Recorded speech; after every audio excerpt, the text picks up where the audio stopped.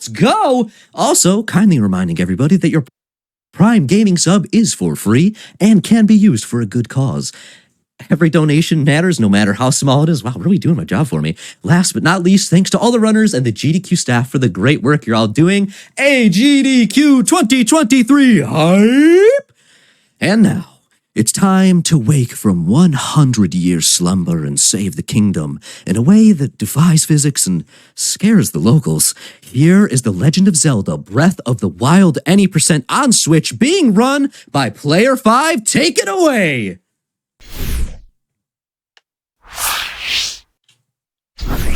Hello, I'm Player 5, and I'll be speedrunning Breath of the Wild at any %. I've been running the game for around 2.5 years, so I'm excited to show it off today. With me, I've got two awesome commentators. If you'd like to introduce yourselves. I'm TheRealNoman, and I've been running this game since 2020. And I'm Limcube. I've been running this game since 2019. Multiple categories, also any %. And I've also actually been commentating the any % run in 2019 in Summer Games Done Quick. Back then, the run was very different. So today you're going to see some completely new strats, some completely never before seen at a GDQ. Movement strategies and tricks. And yeah, before we start, maybe real quick, because we're going to have to explain a ton of different stuff. This run will be done in French. This is because French saves time from voice acting. It's not because of text. This is a question that usually comes up. French just has the fastest voice acting for us in this case. And it's also going to be on Switch on the most recent version of the game. Everything you see here will be possible on your Switch at home. And last but not least, this is an Amiibo run. We'll talk about it more once the Amiibos actually happen. But with that, Player 5 is ready. I think we can take it away. Yeah. So timing will start on gaining control of Link. So I'll count that off when we get there. It's to remove any inconsistencies with this opening cutscene. Yeah, but maybe as we watch this opening intro, Noman, you can kind of explain to us what has changed. Why is any % so different now? We can maybe lead with that because, again, we have a lot of different tricks to explain once we get to them.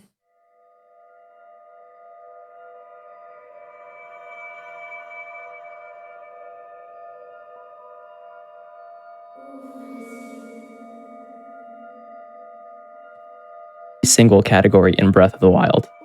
It's an insane trick that actually allows us to slide around and build speed in any direction. So yep. This is true. We'll see that trick multiple times. One of the big advantages of that trick is that usually an any % speedrun in this game is kind of split up in two sections. At least that's what most runners think of. We think of the plateau section, the Great Plateau itself. To this day, we have still not found a way to actually skip the Great Plateau, which is kind of the tutorial section of the game. But in the 80% speedrun, that's already half the run. We do the tutorial and we instantly go to the boss fight, to Hyrule Castle, beat the game. Now, the problem is that on the tutorial, the Great Plateau, we don't have access to the paraglider yet. So our movement options were always a little bit limited in terms of what we could do. We could already do some pretty crazy stuff, but the slide, the BLSS, basically allowed us to take the routing on the Great Plateau to a new level.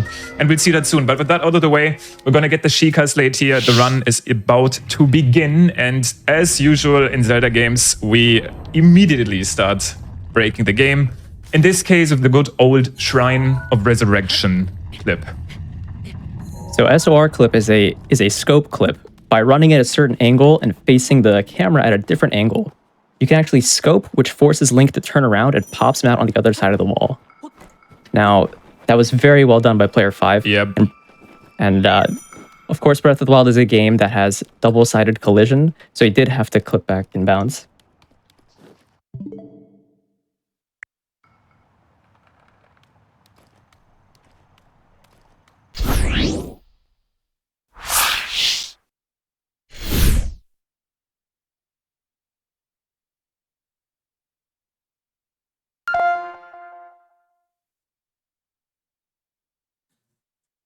Alrighty, chat. You know what time it is. It's technical difficulties. We're breaking the game. We're breaking the stream.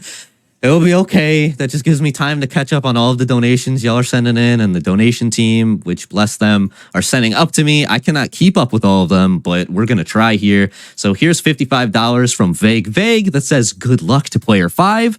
Love to see it. Thank you for that. $25 from Cutie Cat 8734 that says, our 4-year-old loves watching us play Breath of the Wild. Can't wait to watch it fly by so fast with him. I really hope that your 4-year-old enjoys watching the shenanigans that come from the speedruns, because as a mid-20s something human being, it still fascinates me like a child, because I don't understand what's happening half the time, but it's fancy and it looks cool, and that's good enough for me if I'm completely honest. Here is $50 from Fergie141 that says, love GDQ, gotta donate during my favorite all-time game series, The Legend of Zelda. Good luck. $50 here from Elite Nerd 314 that says, excited for the Breath of the Wild run. I am super ready for Tears of the Kingdom, and watching this run just helps me keep getting more hype. Good luck to the runner. I am also super ready for Tears of the Kingdom, and I have been for a little while.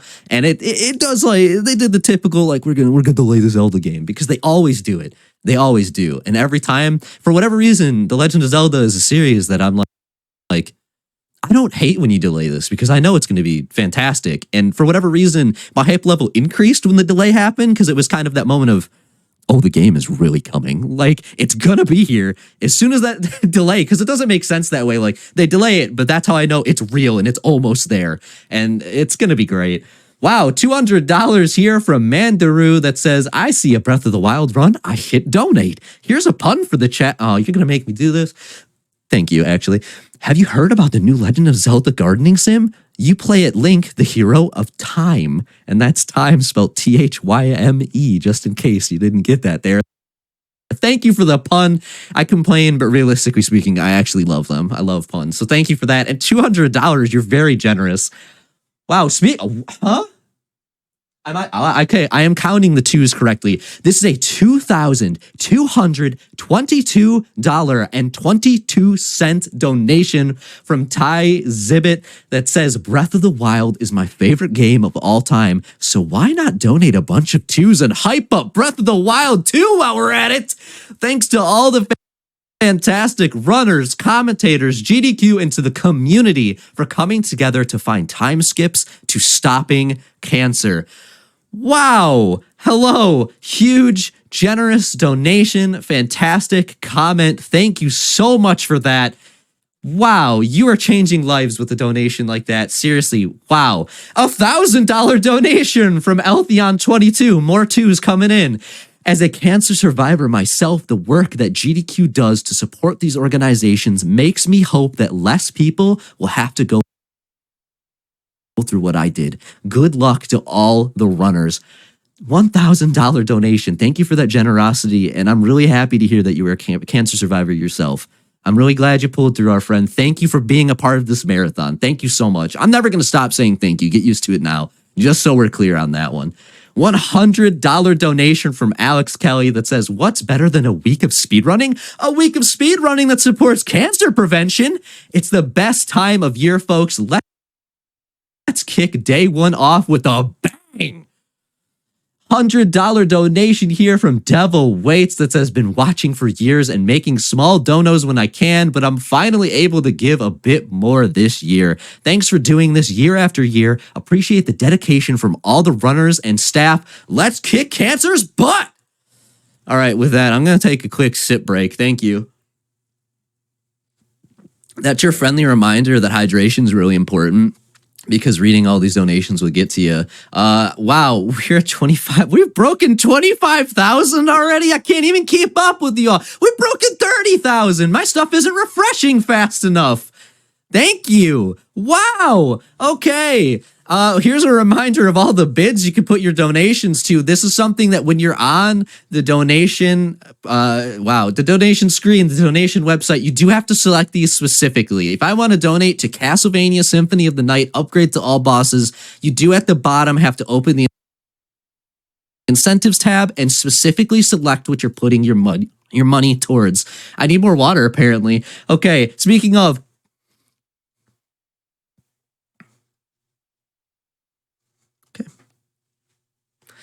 Well, speaking of, Castlevania Symphony of the Night, that upgrade to all bosses is at $8,670.66 of the 10,000 needed. Y'all are crushing it. We're going to be there in no time. And I have filled the air long enough. We're once again ready with Breath of the Wild. I don't want to take up any more of the airtime. Please take it. I need a drink.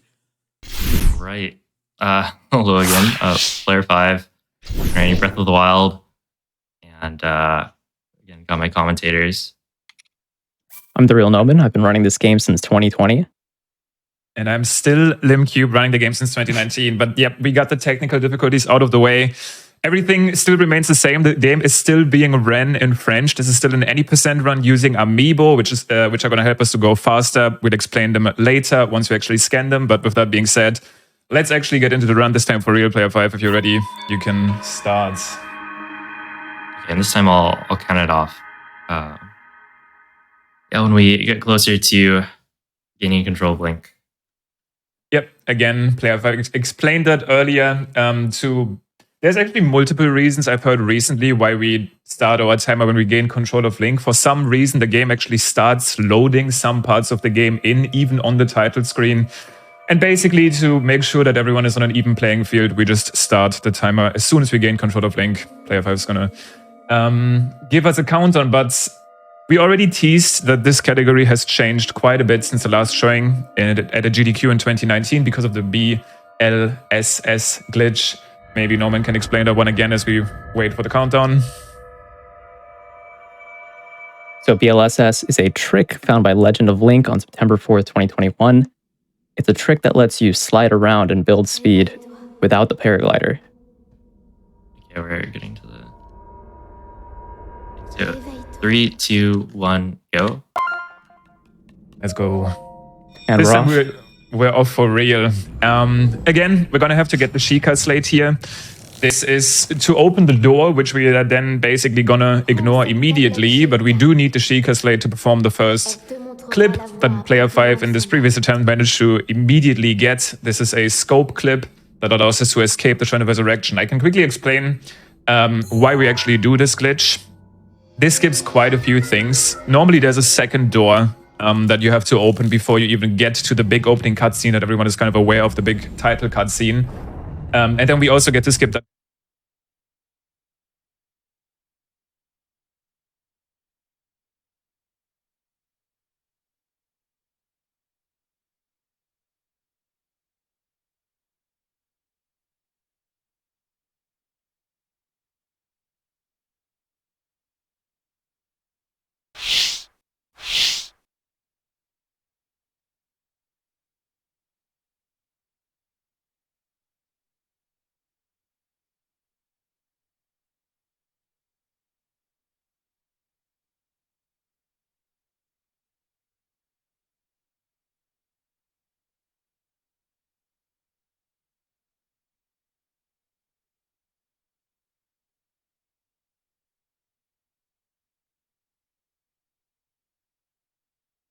Also get this potlet, which is unironically one of the best shields in the game, especially for speedrunning, because all we need is a shield in general, get a weapon, and then we're going to be shield surfing towards the Temple of Time.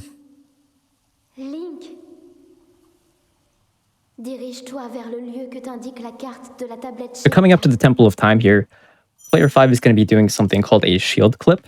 He's going to be landing on his shield on the wall to set something called skew. And basically, skew is a glitch that lets you flick Link back at a certain angle when you shield flip and unequip. And this lets us clip through certain walls.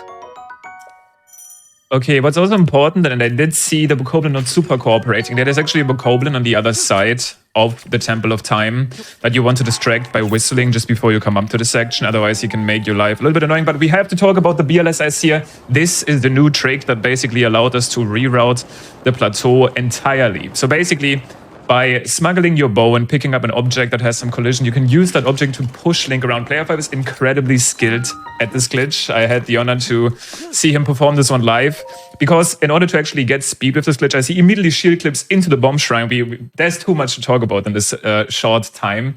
But basically, this light glitch is super powerful. It allows us to move quickly without using the paraglider and safely. And we're going to be clipping in each of these shrines because it's faster. If we wanted to actually enter the shrines normally, we would have to activate the tower, which loses time. Now player 5 is going to be collecting the bombs rune. The reason why we get bombs first is because it counts as an object that we can pick up over Link's head, which lets us slide around with BLSS. And another trick that we'll be seeing very, very soon is called a wind bomb. Player 5 is going to be doing this trick to skip basically every single inside of a shrine. By jumping and going into bullet time and placing both bombs behind him, he can detonate the first bomb and send the second bomb into Link and send himself flying. All right, so this wind bomb in particular, player 5 is going to be attempting. Oh, unfortunate. Nice. At least this is where the chili comes in clutch.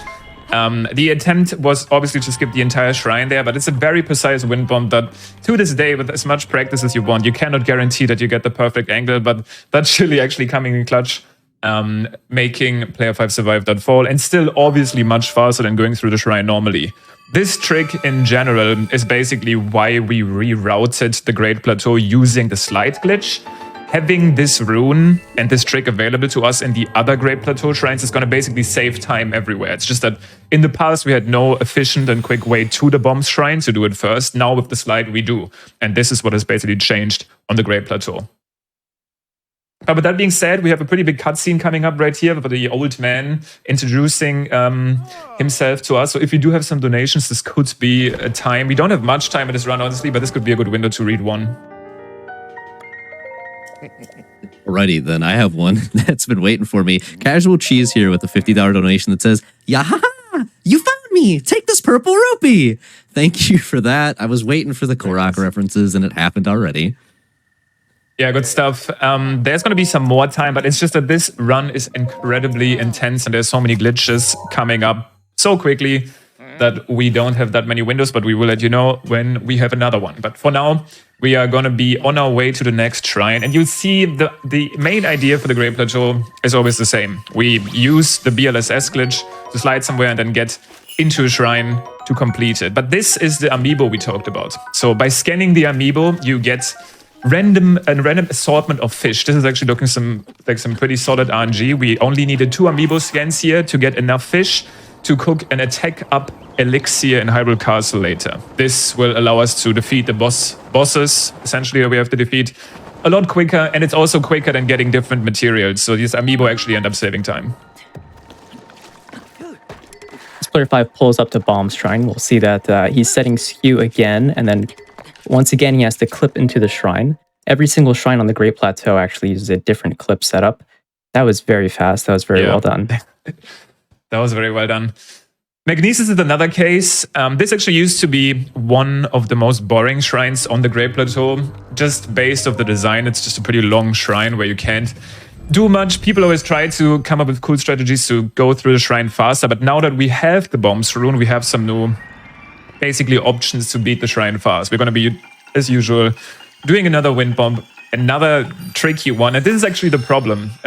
You think with how powerful the wind bomb strategy is, we would have immediately used them everywhere. But on the Great Plateau specifically, without the paraglider, wind bombs are a lot worse than you think, because you have 3 hearts, you don't have the paraglider, you take a bunch of damage. So these wind bombs are hard, and they don't save as much time as you think. But this Magnesis one is pretty impressive.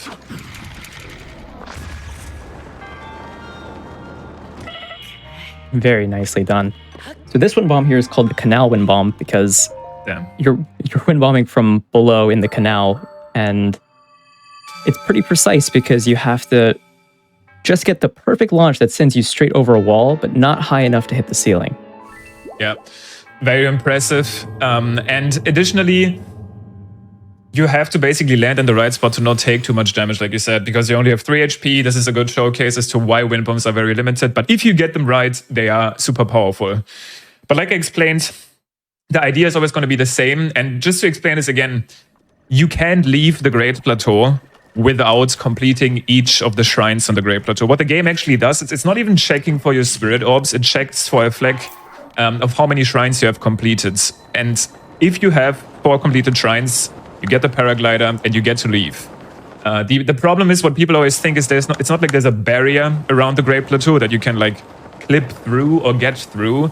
It's basically that the entire game is considered a zone that you can't be in until you get the paraglider. So Great Plateau skip a little bit more intricate than you'd think and might be something that will never happen. So all we can do is optimize doing these shrines as fast as possible. As player 5 is getting up to stasis, we are actually going to be using a wind bomb outside of a shrine here.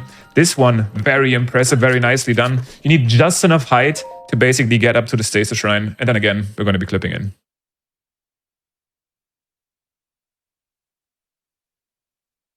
As Lim explained earlier, this is going to be a pretty uniform run. Every single split on the Great Plateau is essentially a slide to the next shrine and then a wind bomb inside.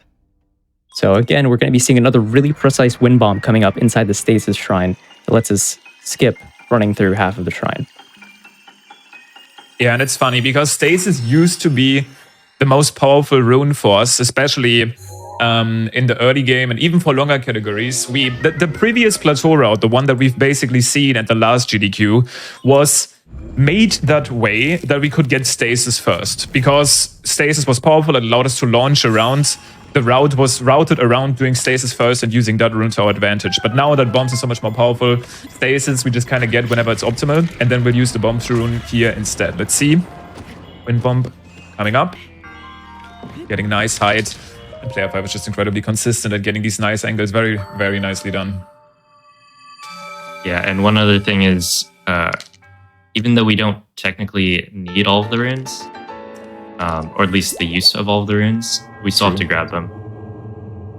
That's a really the monk good point. will not let you complete the shrine without it. That's right. If you try to finish the shrine without the rune, the monk will just send you back, and you cannot finish it. Actually, a good rune to talk about is the one you're going to be getting next, Cryonis, which is one that we basically don't use at all, but we're still going to have to grab it anyway. We also will perform another one of these stasis launches I just teased. This was very much our most used movement tech back in the day. It just happens to be ideal for this specific part of the run, this boulder. Well, technically it's not ideal. Technically you can use a wind bomb here, which is just very precise and potentially dangerous. But this works just fine. And we're going to be using this tree stump here to set up another slide and slide our way to Cryonis, where we then will be clipping in again. But this is a little bit of a different clip. Maybe Noman can explain this a little bit more in detail. So player 5 is going to be doing something called an extended shield clip. He's going to be setting skew on a little snow mound, giving himself a very tiny skew. And then he's going to start the shield clip, but on a very specific frame. He's going to hold A and re-equip the shield. It lets him get a little bit further. It lets him get through a little bit thicker walls. Very, very nice. This is probably also a good point to talk about player 5 in general. I kind of just have to mention how dominant player 5 has been over this category in, I mean, I don't even know for how long. Basically, ever since the castle reroute times, player 5 has been on top, with some small exceptions, really pushing the game to its absolute limits. So this is always a treat to watch somebody this good at the gameplay. Now, Cryonis, again, is basically useless. If I'm not wrong, we literally don't use it a single time in the run. That's right. Right? Yeah, there's no that's time right. we ever use Cryonis. We don't even use it in the shrine anymore. Unfortunate angle here from the wind bomb. The idea is to basically bounce off the wall and then land up where the monk is. That can happen though. It's probably still faster to attempt it a second time. We actually had a pretty cool strategy with Cryonis in the shrine before, but this is obviously still faster and we're never gonna be using that rune again. Now this might be another good time for a donation. We'll probably get like one or two, maybe we get two in here because we're just gonna be finishing the shrine and go to the Temple of Time to pick up our glider. Alrighty, let's aim for 2. Here's $25 from Senor Tapir that says, "Good luck, Mr. 5. I know you're going to slay this run, and it was a blast hanging out with you and the commentators and everyone else last year's GDQ in person, and I can't wait for the next one." Thank you, Tapir. There it is. Then I also have a $50 donation here from CyberBotX that says, "Super excited for AGDQ 2023. Best luck to all the runners for the entire week. It'll be a blast. Let's help add more content to the marathon by getting Symphony of the Night upgraded to all bosses, and I can confirm Symphony of the Night upgrade to all bosses has been met. Good stuff, guys. That's exciting. Yeah, perfect timing. We are going to be sliding to the Temple of Time now. Also, shoutouts to Tapir. We are going to be sliding to the Temple of Time now, where we will get our paraglider. And then when we get the paraglider, we are free to go wherever we want, which for us, in any percent, means we are going to beat the game. Basically going to go straight to Hyrule Castle and challenge the bosses. We didn't get to talk about this fall damage cancel yet, which Player 5 did at the very end. They're actually also intentionally throwing away that spear. In Hyrule Castle, we are going to collect some weapons, much stronger weapons that actually allow us to beat the game. There's a specific text message that shows up once you've reached a certain amount of weapons, and it also basically makes it so that he has his hands free to be able to pick up a strong weapon right away when he gets to Hyrule Castle. But what this trick does is it basically, you throw a weapon away, mix up or change your inventory to reset the position the game thinks Link started falling from, and you basically take no fall damage even though you don't have the paraglider. It's only used here and at the very start, but it still has its uses. Now, Player 5 is going to be sliding all the way to the castle, and he's going to be going to a very specific entrance on the left side. So any percent was completely rerouted, and even before BLSS, the castle route actually got completely rerouted by Lim.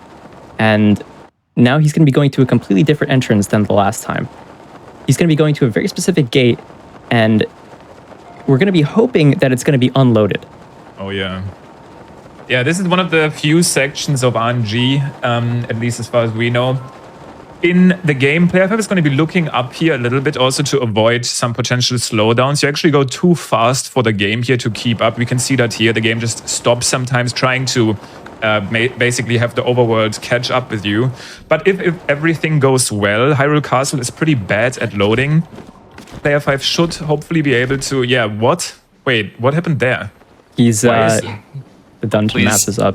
Okay. Yeah, I don't know why, but this is very, very well done. Very smart. Very smart. So basically, what happened there is that the dungeon map of Hyrule Castle immediately loaded in, which is something that rarely happens, which means the second Player 5 touched the ground, this cutscene would play. So he made sure to already glide past that potential gate before touching the ground to make sure that the gate wouldn't load in, because it's basically a guarantee that if he touched the ground before the gate and this cutscene would have played, the gate would have been there. And yeah, this is very weird. So this happens sometimes. You see this very long black screen right there. So for some reason, the game prioritized playing the cutscene and then ended up with a huge long load. But let's get into getting some weapons. So Player 5 is going to be going around collecting as many strong weapons as he can to get through the blights.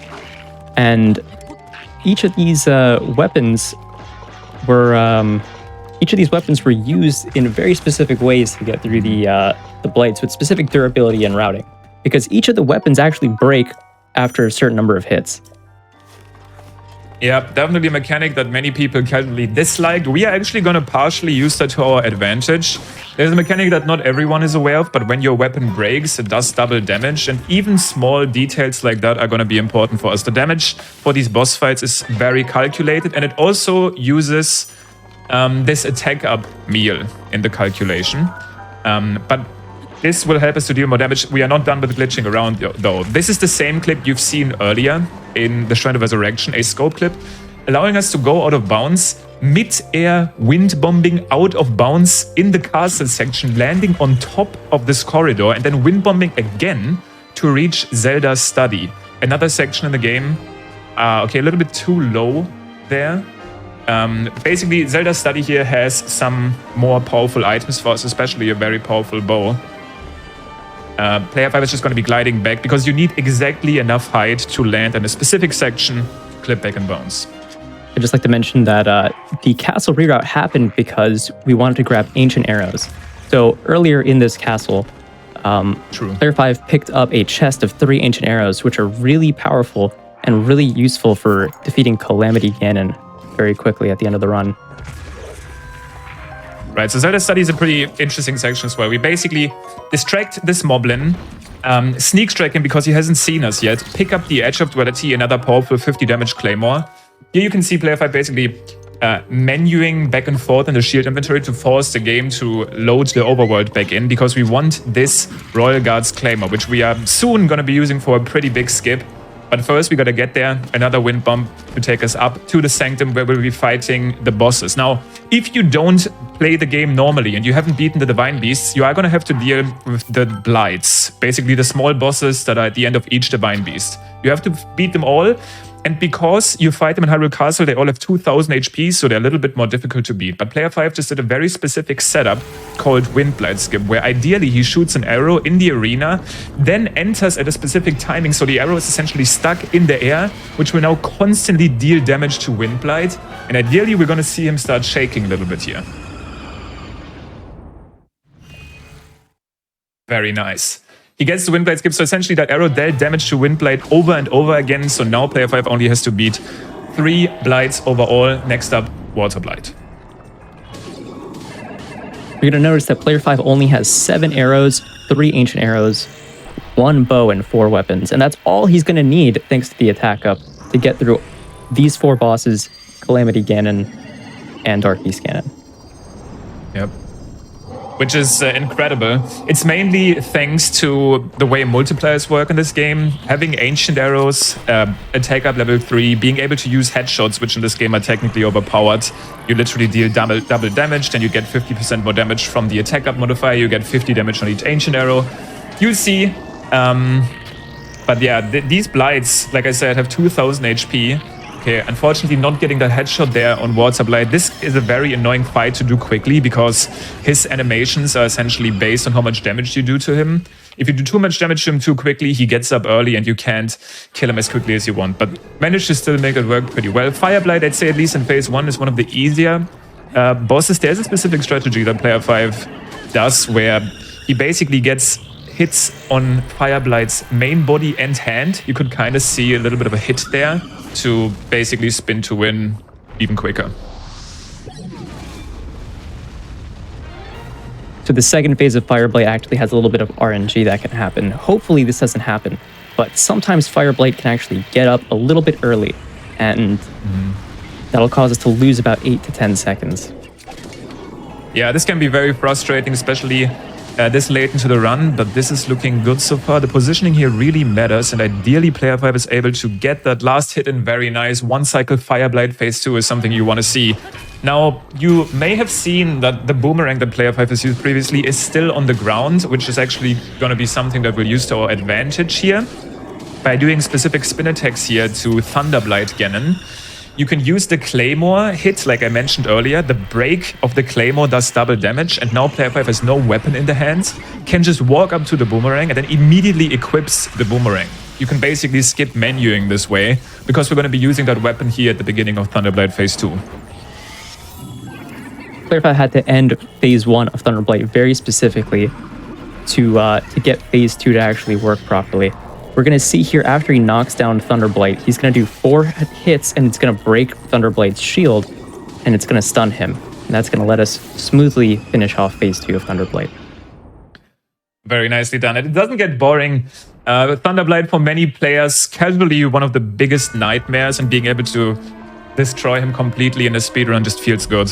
But now it's time for Calamity Ganon, and it doesn't matter how strong we are, Calamity Ganon is always scary. We are essentially on 1 health, we have very limited equipment, so everything here has to go well. These strategies include intentional laser parries, specific spin attacks, getting as many headshots as possible.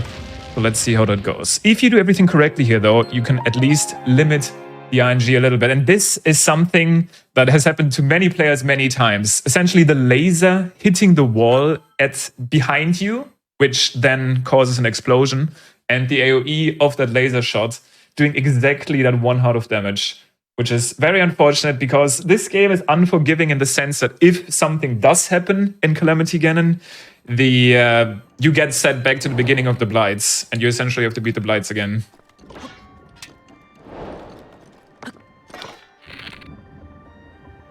Now, thankfully, it was at the beginning of Calamity Ganon, so the Blights can be defeated quickly again. But we have to make sure to get Windblight Skip again. At this point of the run, Windblight Skip is not only like a nice, convenient strategy that saves some time. the entire weapon routing is basically made around this skip working. If you don't get the skip, you won't have enough attack power to beat the game, but player 5 gets it again. Very nice. Wind Blight already done. Only 3 more Blights again. This allows us to explain a little bit more about the combat mechanics in the game. So one thing that we abuse a lot is the power of two-hand weapons. You can see on the main body of Water Blight, there's 2 hit markers on every single spin. Something that you can do in this game is called double hits. If you do a spin attack and you face your back to the target you're hitting, you can get 2 hits per rotation. In this case, you get 2 hits on the main body and a hit on the arm, essentially getting 3 hits per spin, 50 base damage on the weapon, attack up means 75 damage, 3 times 75 damage per spin. That's the power of a two-hand weapon in this game, even if they feel clunky casually. Once again, there's some pretty bad RNG happening right there. Water Blight, he randomly got up early. That early get up that we talked about with Fire Blight, that's very common. But actually, any of the Blights can actually get up early. Yep. And sometimes we know why, and sometimes we don't. It's strange. Thunderblight is another good example who at the start, and I think I talked to you about this, Norman, at the start sometimes he just rises up, and I don't think any of us really know why, unless this is explained these days. I have a theory quite recently that I was looking through an old clip, and I noticed that sometimes at the end of Fireblight Phase 2, you'll see Thunderblight loads in before the cutscene. Right. Oh, true. I've seen that before. So the current theory actually is that because the Blight loads in early, he moves out of the way early at the start of the fight. I see. That would make sense. Let's hope it doesn't happen here, as we're going to be trying to kill the second phase of Fireblight in 1 rotation again. If everything goes well here, we do have the additional advantage of being at 3 health this time. There is something in this game, at least in the normal mode, called one-shot protection, where the game essentially protects you from being completely overwhelmed by making you take less damage on 3 hearts. This doesn't apply to every single attack, especially about Calamity Ganon. He sometimes ignores that one-shot protection with specific attacks, like the laser direct hit. But for other hits, it can be a saving grace.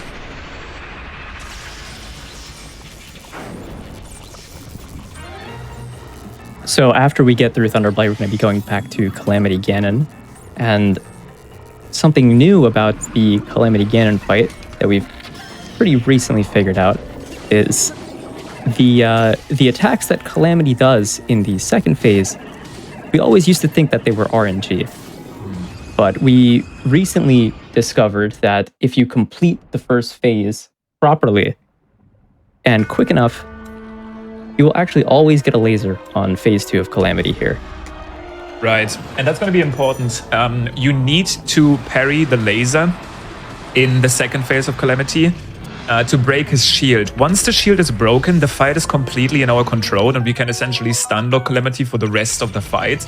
But we do have to get that laser in the first place, so being able to get that is good. But again, we do need to play essentially perfectly in the first phase here to even get to the second phase in time. The main idea here is to do a ton of headshots, then intentionally go for a laser parry here, which player 5 managed to do perfectly. Go for a spin hit with the Royal Guard's Claymore, which does a ton of damage. You can see the health basically melting. And then last but not least, throwing the Claymore against Calamity, dealing even more damage, using the Ancient Arrows at the very end here, and perfectly done. Completely, basically controlling Calamity Ganon through the duration of the phase. We do get a laser. And he gets that instant laser. Very nice parry. So the next trick that player 5 is going to be doing here is called the stun lock. As long as he times his slam at the perfect time, Calamity is going to completely get stunned, and he's going to lose his shield repeatedly over and over and over again. This is going to let us get through phase 2 and completely melt Calamity. Yeah, one advanced strategy player 5 even opts to do an additional hit every time as basically Calamity Ganon regenerates his shield, maximizing the damage output completely. Very nice hits here during every single phase. And with this last spin, player 5 should be able to finish up the fight.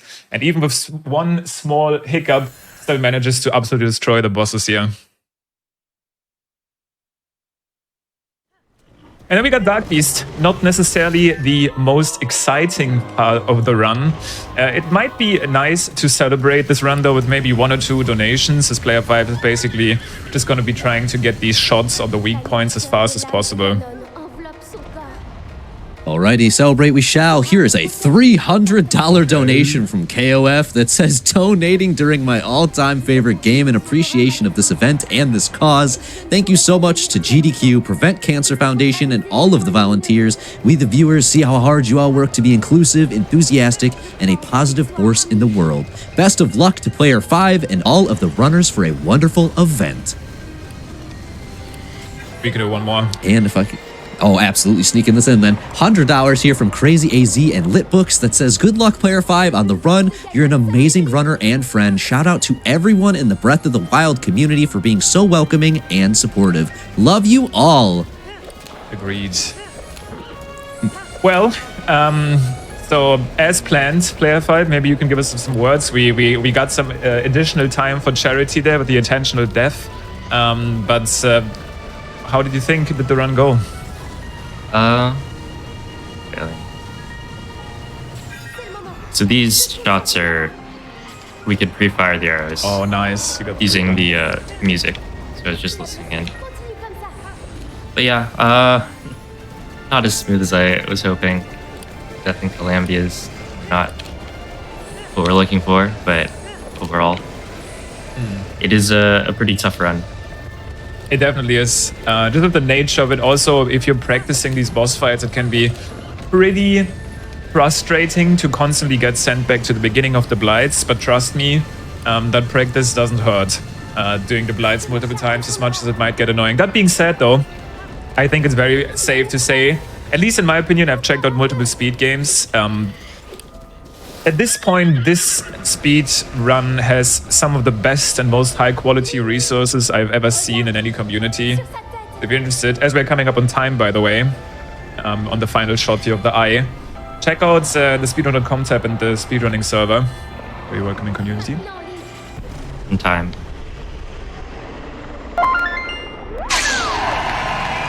Nicely All done. right. GG. Very well done. Yeah, so thank you everybody in the Breath of the Wild speedrunning community for being so welcoming and helpful. I wouldn't be here without them. Huge shout outs to my commentators. Did a fantastic job. I was focusing on the run almost the whole time. And then thank you to AGDQ for having me on.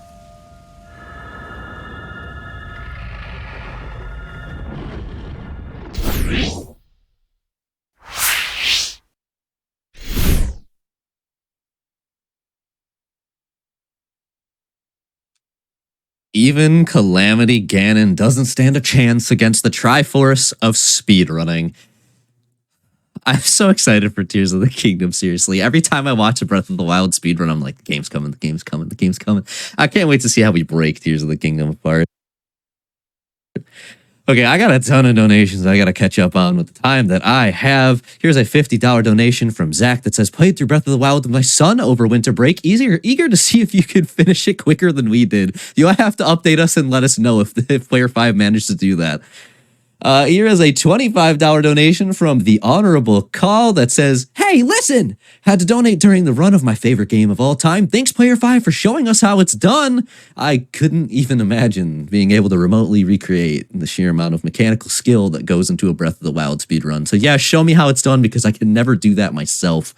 Fantastic donations coming in because I opened the floodgates on accident, I guess. Yoshi here with $15 that says, yaha! You found my donation. $25 donation from Crazy Girl Emmy that says, yaha, you found me. Watching for the 9th year with my husband, Switch Lad. Thank you, Mike, for all the memories and best of luck in the future. Chat, can I get a shout out to the Mike Uyama? And then I got a $30 donation from our lovely friend Anonymous, always holding down the fort that says, yaha, you found me. Here's a donation. I don't have a higher upper register, so thank you for always giving me some training there, team. I really appreciate you.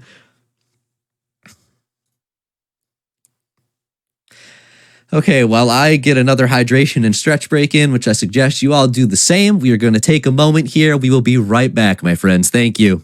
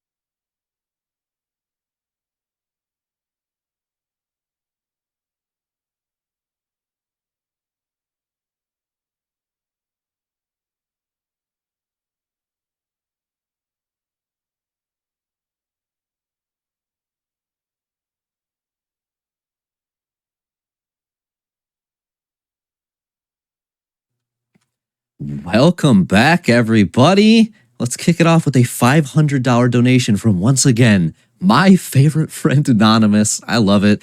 Holy monkeys, Breath of the Wild speedrun gets crazier and crazier every year. Here's $500 and hope we hit past 3.5 million this year. With that in mind, we have already broken $40,000. Thank you all so much. And also, it is my duty, and I'm thankful for it. I'm able to hand you off to our lovely friends. The way it's written, what even are prizes? So I really want to know the answer to this. Can you educate me, my friends in the prize dungeon? Hello, everyone. Welcome back to Awesome Games Done Quick 2023 Online. My name is Frozen Flagon, and I'm joined by... The Prize Wizard! Greetings, viewers. It is a pleasure to be here at Awesome Games Done Quick 2023 with all of you. Sent, I think the campaign is over for now. What? But I kept the robe. I haven't shaved since SGDQ. I was going to do the Prize Wizard bit like this whole time. They left you in the prize wizard. I don't think they updated you that they ended the campaign. Oh. So I'm sorry to break that to you. Yeah. You know what? I can take a hint. It's all good. It's all good.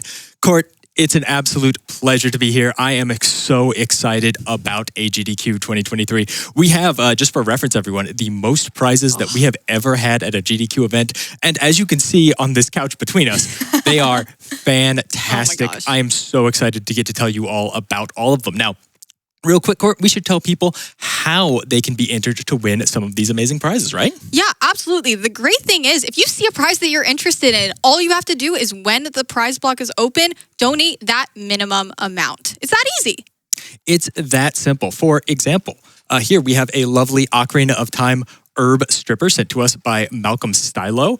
It's super cool. It's an herb stripper, so these little holes here allow you to place, sprigs of herbs through them. Pull them through. It'll pull all the leaves off of the stem for you to use in your cooking or whatever you'd like. Leave the stem so you can just put that in your stock or get it away from you. You can also use it to crush herbs, bruise them up a bit. It is a solid piece of stainless steel. Not sharp at all, though. Perfect for working with your stuff. It's a $15 minimum donation from now until the end of Borderlands a little bit later today. So if you would like to win this amazing prize, all you need to do is donate at least $15 between now and then. You'll be entered. It's as simple as that. You don't have to select anything specific. You don't have to do anything special. It just happens. And I'm going to tell you all up front that you are going to want to get a donation in of $50 every single day of the marathon, because every day we have so many amazing prizes, and $50 is what you're going to need to get entered into all of them. They're super cool. Yes. You can see pictures of all of them at the website too. So it's, for all the things we have here, if you're like, I don't remember what's available, just go to GamesDoneQuick.com, click on the prize button. You can see all the incredible things the community has donated. For sure, yeah. It's going to give you all the information you need. GamesDoneQuick.com. Click on the prizes tab in the upper left. It's going to tell you everything you need to know. We also, of course, need to talk about our grand prizes. We have 3 amazing grand prizes, and they work just a little bit differently. All 3 are a cumulative $200 minimum donation. So what that means is you need to donate at least $200 over any number of donations through the event. So, like I said, there's a $50 prize every day of the marathon. Donate $50 on 4 different days. You know what? You're going to be entered into not only a ton of absolutely wonderful prizes, you're going to be entered into all 3 of our incredible grand prizes, which are, of course, a replica from our good friend Dave over at Heroic Replica has been sending us cool stuff for so long. This year, you're getting yourself a brand new Hylian shield, plus your choice of one of 14 different replicas to go along with it, like that beautiful Master Sword you see in that picture there. From our friends over at Skytech Gaming, we have a lovely Skytech Gaming Azure Gaming PC. Super proud about this one. Talked to Worm, our lead broadcast engineer in the office. He's, a little bit of a PC snob, I'm going to be honest, but even he was like, you know what? Yeah, this is definitely a really solid build. Super cool. We're excited to have it. Thank you so much to our friends. It's got the Worm stamp of approval. It's good enough for me. Indeed. That's what I'm saying. I'm only good enough at computers to know that I'm not good at computers. Worm says, hey, that's pretty good. I'm on board. And of course, from our friends over at Cute Monster Props and Vulpin Props, we have an amazing Fallout laser rifle replica prop. This thing is absolutely amazing, and it comes with its own Pelican case. Can't wait to wheel that out to you later this week and show it off. But first, let's talk about some of the prizes that we have now until the end of Borderlands Court, because we've got some really cool ones. Yeah, we have some amazing ones. Like, we just saw that awesome Breath of the Wild run. We have plenty of amazing Zelda prizes. So we have this Master Sword pin with the Silent Princesses all around it. It's so cute, from our friend Ihu Watson, who always sends in just high quality pins. throughout the marathon. Oh, so for sure. They're Their work so cute. Their work is incredible. Again, you wouldn't think that was a functional pin you could wear if you saw it at a distance. You thought it was, maybe a piece of jewelry. Right. Nope, it is a pin. You can stick it on things, and it is wonderful. Thank you so much, E. Watson. I believe that is a $10 minimum donation, so get those donations in. We already saw the herb stripper. Maybe, Borderlands is coming up not too far away. Yeah, Let's take a look at some absolutely. Borderlands prizes. So we have a set of D&D dice. We saw, we had the pre-show bit goes right along with that.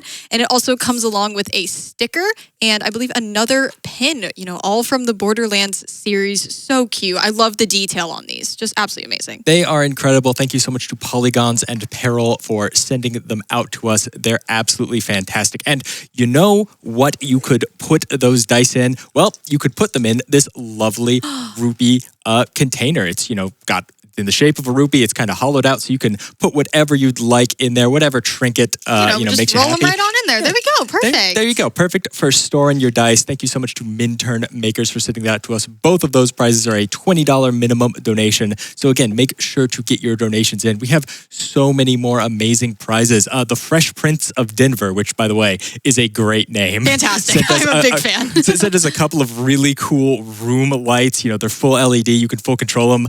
They sent us a Borderlands Vault Hunter symbol one. It's super cool. $25 minimum donation. And I mean, it's been sitting here on the center of the table.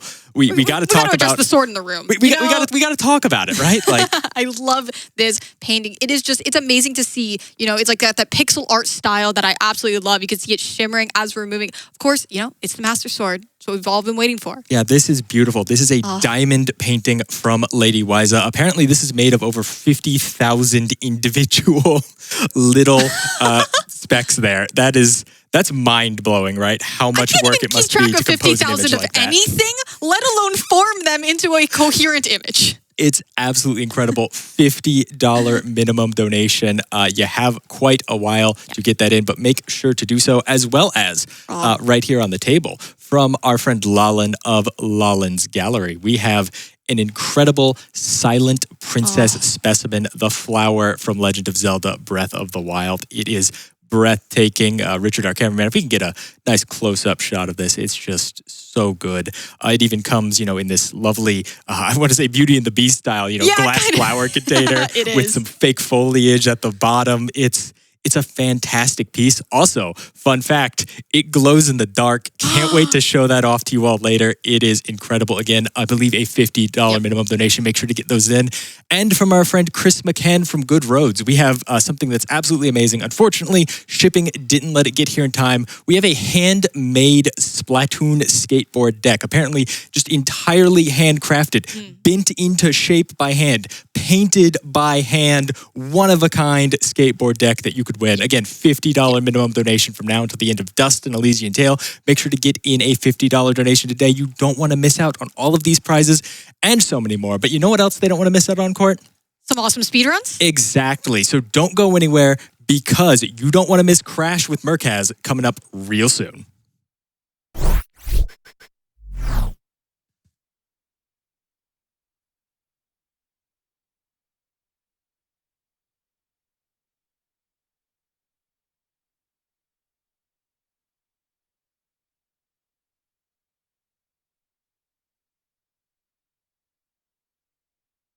Hey, I didn't realize that the Splatoon skateboard deck was completely handcrafted. That's amazing. And that's only, I want to make sure I have this right because I have the page for the Silent Princess specimen pulled up because it's also fantastic. That skateboard deck is only a $50 minimum donation. And that's wow. What a prize. Wow. Okay. Anyways, I have things to update you all on like the fact that we've broken through the $3,000 required for the Superliminal Tech Demo Showcase. That incentive is off the table. We've got it. Fantastic. Thank you all so much for that. And now I have donations to try and run through in the time that I have here. And I totally shouldn't have refreshed when I did. Anyways, $25 donation here from Bimo the Beast. Fantastic fun. How do you find past world records for Zelda games? With a hyperlink to the past. Okay, thank you for that. Okay, all right. $10 donation here from Dolly that says, have to donate for my first and favorite Zelda game. Can't wait to see this run and everything else the event has in store. I feel like I didn't have the opportunity to get to enough of the Breath of the Wild donations. Too fast for me, so thank you for those.